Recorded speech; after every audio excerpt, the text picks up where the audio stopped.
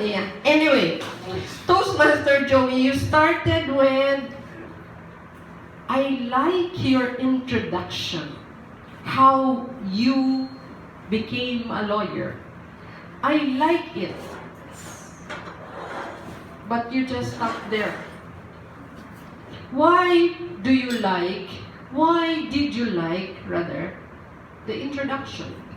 What was in the introduction that is important for you?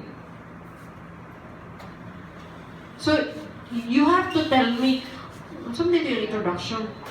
And then, it would be better if you would tell me what the introduction was. Then you said, I like your eye contact because it showed that you were very confident. Confident and the eye contact. What's my purpose? What was it for? Okay? So do not just talk about the eye contact. And then, the transition, both of you had a very weak transition for me, as I look at it. And also, Toastmaster Joey, I would appreciate if you would look at the speaker or even the audience.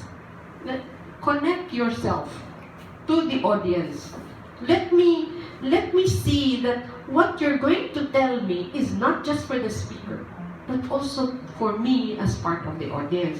And then, you said, I would suggest that you will have a strong conclusion on what you really wanted for us, your message. Why do you say that the conclusion was not that strong? Why would a strong conclusion be important for you?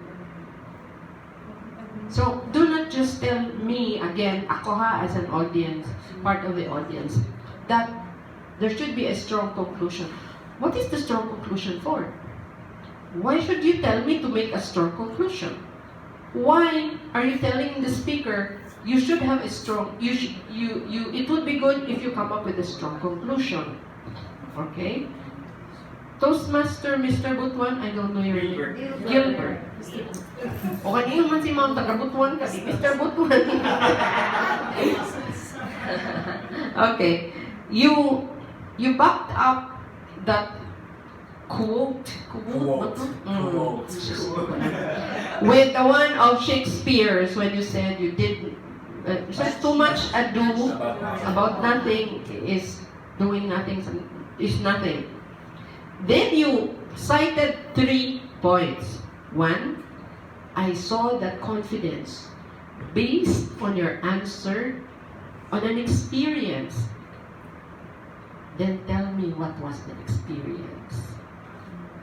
Why will you tell me so that the experience is important? Okay? When you said though, because now I know she knows her topic. But sometimes we have to tell that a personal experience weighs so much on the speech. Then tell me what the experience was. Or about ibalik lang ba? Balik mo sa ako what the speaker had mentioned. Then number 2, the content of the topic. Plan on your study, the ABCD, so that you should know the goal. What was the planning? Saan na yung plan? How did she plan? And why was that important? Remember when you said the content, the planning. Remember, you're already dwelling on the speech. Now you're talking about the speech. You're not talking about the structure. You're not even talking about how Toastmaster Chin Chin delivered the speech. You see the difference? He is now talking about the topic itself. And that should not be part of an evaluation. Don't talk about that.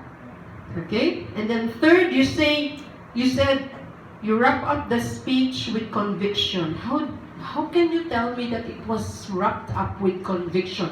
What were the ways? Okay? Sa imong point, you know and you believe, as you said, that she said it with conviction. If I were part of the audience, as I was, I would say, asa madapita ang conviction nato? Okay? So be specific with it. And then, ani pakawan. Second, you were talking, you're standing here. Confidence, based on your experience. Second, the content. Third, you notice my movement? Okay? First, okay, what's in the middle? And this is the content, the confidence. Yes. And you talk about the content of the topic.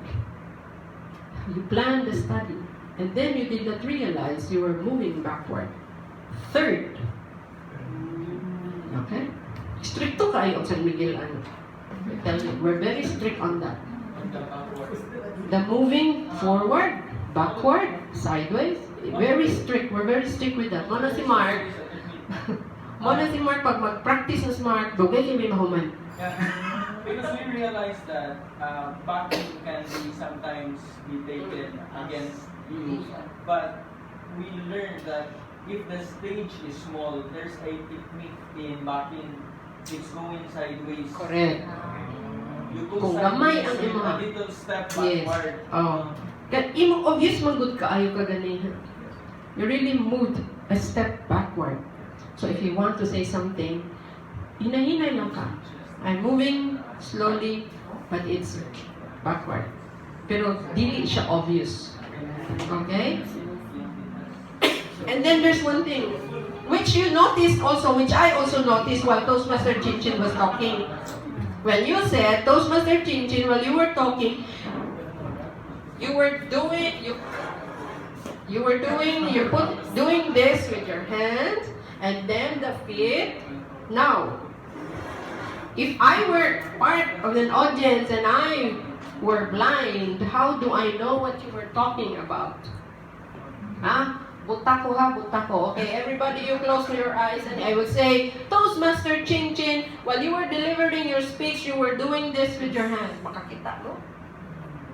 You cannot see what my point was. And then you were doing this with your feet. I also noticed that, Mrs. Sudiri. But you have to tell me what she was doing with the hand. You were putting your hand. Can you describe it? Yeah, be descriptive. Okay, there will be part of the audience na buta ba? So they will just rely on the hearing. Yung giingon ani.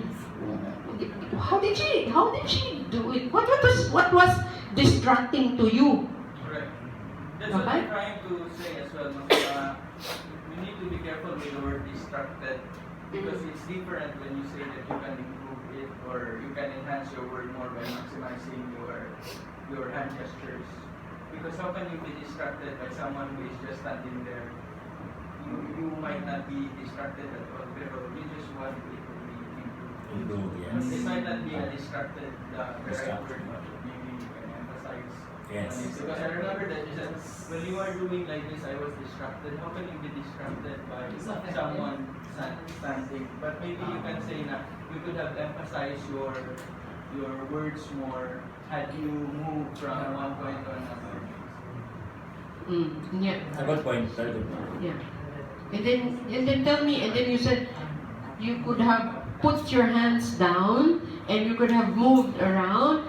Why is there a need for me to put my hands down? Why do I have to move around? Why? So state that. Tell me that. And then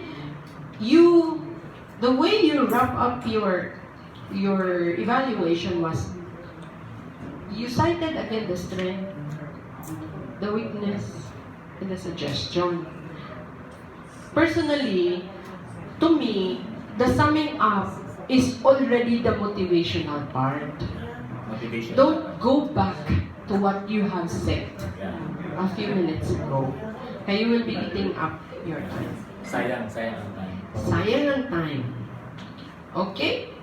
Now, our third contestant to evaluate our speaker. Sample lang. Just to give a... Naghanap na siya 30 seconds to think. prepare. 30 seconds and 2 days. As is still evaluating. Okay. Kung boss na kasi